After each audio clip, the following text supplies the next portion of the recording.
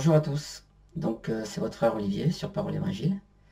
J'espère que tout le monde va bien pendant ces temps difficiles, mais aussi qui sont un temps que le Seigneur a prévu pour son Église. Et donc aujourd'hui j'avais à cœur de partager un message que j'ai reçu il y a quelque temps et qu'en fait beaucoup de frères et sœurs reçoivent en ce moment. Donc on va d'abord commencer par prier, remettre ces moments entre les mains du Seigneur. Seigneur, merci pour ta grâce, merci pour ces temps, Seigneur Père, que tu nous permets de vivre, Seigneur Père, dans ta présence, Seigneur Père. Que ton nom soit loué et glorifié à jamais, Seigneur Père. Je te demande vraiment, Seigneur, de bénir toute personne qui verra ces vidéos, Seigneur Père. Je te demande véritablement, Seigneur Père, d'encourager, de fortifier chacun, Seigneur Père. Ceux qui te connaissent et ceux qui ne te connaissent pas encore, Seigneur Père. Que ton nom soit élevé et glorifié à jamais, Seigneur Père. Amen. Voilà, donc on va prendre un passage dans Matthieu chapitre 14, à partir du verset 22. Et immédiatement après, Yahushua força ses disciples à monter dans le bateau et à passer avant lui de l'autre côté, pendant qu'il renverrait les foules. Et après avoir renvoyé les foules, il monta sur une montagne pour être à part, afin de prier, et le soir étant venu, il était là seul. Mais le bateau, déjà au milieu de la mer, était battu par les flots, car le vent était contraire. Et vers la 4e veille de la nuit, Yahushua alla vers eux, marchant sur la mer. Et ses disciples, le voyant marcher sur la mer, furent troublés et dirent « C'est un fantôme !» Et dans leur frayeur, ils poussèrent des cris. Mais Yahushua leur dit immédiatement « Ayez confiance, c'est moi, n'ayez pas peur. » Mais Pétros lui répondit en disant « Seigneur, si c'est toi, ordonne que j'aille vers toi sur les eaux. » Et il lui dit « Viens. » Et Pétros sortit du bateau, marcha sur les eaux pour aller vers Yahushua. Mais voyant que le vent était fort, il eut peur, et comme il commença à s'enfoncer, il s'écria en disant « Seigneur, sauve-moi !» Et immédiatement, Yahushua étendit sa main et le prit en lui disant « Homme de peu de foi, pourquoi as-tu douté ?» Et quand ils furent montés dans le bateau, le vent s'apaisa, et ceux qui étaient dans le bateau vinrent et l'adorèrent en disant « Tu es vraiment le Fils d'Élohim. » Amen. Alléluia. Donc là, on voit de ce passage que pendant la tempête, le Seigneur approche du bateau où se trouvent les disciples. Et Pierre, voyant le Seigneur, lui dit « Si c'est toi qui es là, si c'est toi qui viens, alors permets que je puisse marcher sur l'eau. » Et le Seigneur dit « C'est moi, viens. » Donc Pierre commence à marcher sur l'eau. Et ce qui se passe, c'est qu'à un moment donné, Pierre, au lieu de rester concentré sur le Seigneur, il commence à regarder ses pieds. C'est-à-dire que Pierre commence à regarder aux circonstances, plutôt que de s'attacher à la foi en son Elohim, en son Créateur, Yahushua HaMashiach. Donc, c'est ce qui se passe pour beaucoup, malheureusement en ce moment. Beaucoup de chrétiens se laissent affecter par les circonstances et oublient leur identité. Ils n'ont plus la vision spirituelle, ils ont une vision charnelle. Parce qu'ils se nourrissent de toutes les informations qui sont données actuellement. Et c'est comme une espèce de venin qui commence à entrer dans le corps du chrétien, du véritable disciple de Yahushua. Parce qu'aujourd'hui, tout le monde se dit chrétien, mais il y a chrétien et chrétien.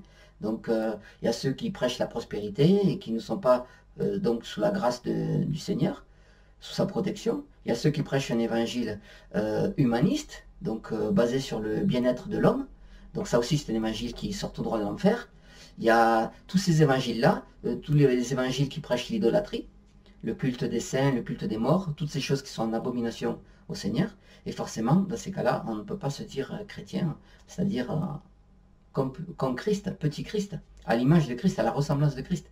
Donc, le Seigneur nous appelle à redevenir des disciples de Christ. Voilà, des disciples de Mashiach. Donc, à ne pas nous focaliser sur ces événements en fait qui se passent, ce coronavirus qui oblige les gens à se confiner chez eux. Et en fait, si vous passez votre temps à vous nourrir de ces informations, comme je disais tout à l'heure, vous allez perdre la vision, la vision spirituelle. Notre nourriture à nous, c'est la parole du Seigneur, c'est son esprit aussi. C'est tout ce qu'il nous dit en esprit, par des songes, par des visions, etc.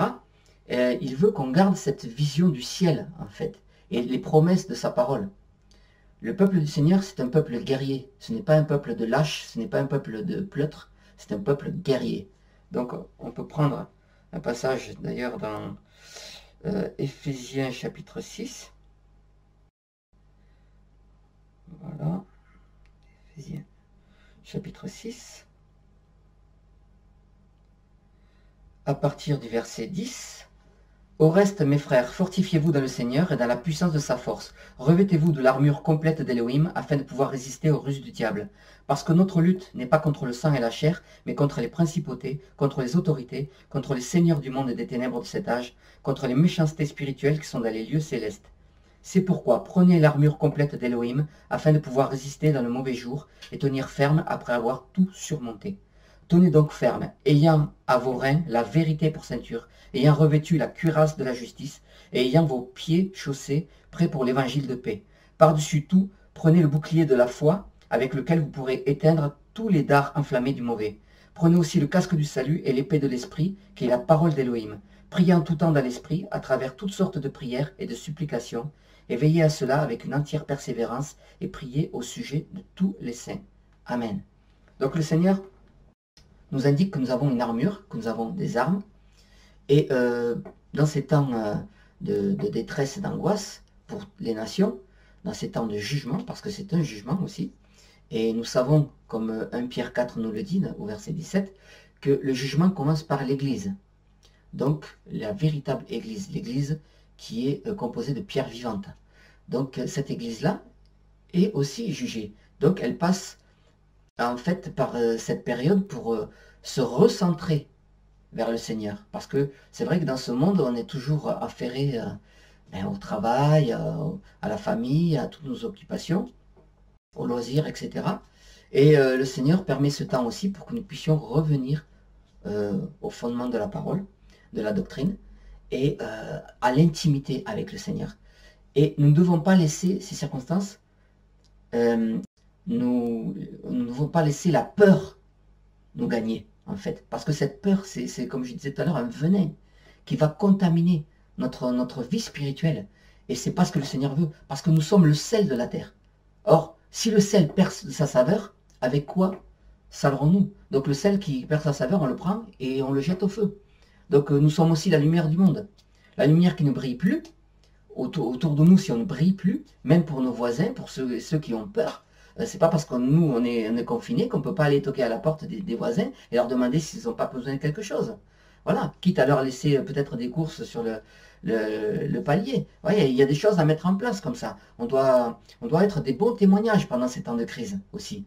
Moi, personnellement, je dois continuer à travailler, donc je continue à me déplacer pour le travail. Et bien, je dois être un témoignage aussi au travail, pour tous ces gens qui ont peur de ce virus. Moi, voilà, on reçoit plein de versets en ce moment qui nous disent « Ayez confiance, je suis avec vous ». Le Seigneur nous dit qu'il est avec nous, qu'il va nous protéger, nous garder, à condition bien sûr que nous marchions dans la sanctification et que nous mettions en pratique sa parole. Si bien sûr on prêche un autre évangile, qu'on croit à un faux Jésus, forcément on n'est plus sous sa bénédiction, on n'est plus sous sa grâce. Ça c'est sûr. Et quand bien même on attraperait ce virus, et quand bien même on viendrait à en mourir, et on sera auprès du Seigneur. Voilà. Donc notre espérance, elle n'est pas dans ce monde de toute façon. Ce monde va à sa perte, va à sa destruction. Notre vision, notre regard doit être céleste, doit se tourner vers la Jérusalem céleste, vers les promesses du Seigneur, vers l'enlèvement de l'Église. Voilà pourquoi Pierre, dans le passage que nous avons lu tout à l'heure, il a commencé à regarder à la mer, c'est-à-dire à ses tribulations, à ses épreuves. Il n'a plus regardé vers le Seigneur, il n'a plus eu ce regard spirituel. Donc voilà, c'est un encouragement à revenir en fait à la parole du Seigneur, à ne pas regarder aux circonstances, à ne pas se nourrir de ces informations. Que vous soyez informé, c'est tout à fait normal, hein, que vous preniez 10-20 minutes dans la journée pour voir les évolutions de ce qui se passe, que vous preniez en compte bien sûr les mesures que le gouvernement nous donne pour... voilà, que ce soit pour le confinement, les mesures de sécurité, les mesures barrières, etc. Ça, il n'y a pas de problème. Maintenant, de là à se nourrir tous les jours de ça, là, vous allez faire le jeu du diable. Vous allez vous nourrir de la peur, et ça n'appartient pas au Seigneur. Ça appartient à l'esprit d'Antéchrist, en fait. Donc, vous risquez de changer de nature, en fait, et de perdre votre identité en Christ. Donc, voilà. C'était une courte exhortation. De toute façon, n'avons pas les moyens techniques de faire des vidéos trop longues. Et nous allons nous organiser sur cette chaîne avec les frères et sœurs pour que chacun puisse vous partager quelque chose au travers de cette chaîne, qui puisse vous encourager, vous fortifier. Donc je vais peut-être prendre un passage pour terminer. Dans Romains 8, verset 15. « Car vous n'avez pas reçu un esprit d'esclavage pour être encore dans la crainte, mais vous avez reçu l'esprit d'adoption par lequel nous crions « Abba, Père ». Voilà. Donc que ça puisse être un encouragement pour chacun à se tourner vers le Seigneur et plus à regarder aux circonstances. De toute façon, nous savons que tout ce qui se passe, c'était écrit, c'est écrit dans la parole. Nous savons que ce sont des signes qui annoncent l'avènement du Seigneur, le retour du Seigneur. Donc ne soyons pas inquiets. Lorsque cette crise du coronavirus sera terminée, il va y avoir d'autres choses qui vont se passer. Et c'est là que nous verrons en fait la différence entre ceux qui servent Christ et ceux qui ne le servent pas. C'est pourquoi revenons au Seigneur. N'ayons pas peur. Voilà. Soyons dans la paix parce que le Seigneur nous donne une paix qui surpasse toute intelligence et toute circonstance. Amen. Bon courage et à bientôt.